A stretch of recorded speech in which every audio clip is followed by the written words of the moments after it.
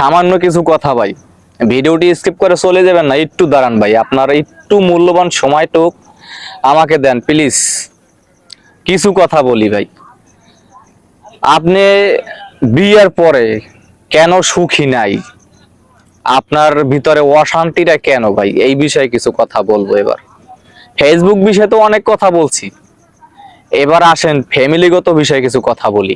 আপনার ঘরের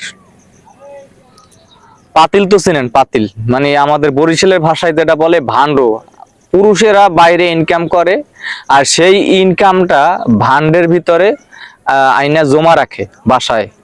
মানে ভান্ডটা হলো কি, আমি এটাও বলে দেব, ওই ভান্ডটা হলো আপনার ওয়াইফ। এখন কথা হলো যে আপনি তো বাইরে সারা দিন রোদে বৃষ্টিতে ভেজে পুড়ে খাটাখাটনি করে টাকা পয়সা আয় রোজগার করেন, সেই টাকাই ওই ভান্ডের ভিতরে আইনা বাসায় না জমা রাখেন। এখন যদি ওই ভান্ডের তলা ফুটা হয়, তো আপনি হাজার কোটি টাকাও যদি ওই ভান্ডের ভিতরে রাখেন, পাতিল বলেন আর ভান্ডর বলেন আর যেটাই বলেন, টাকা থাকবে?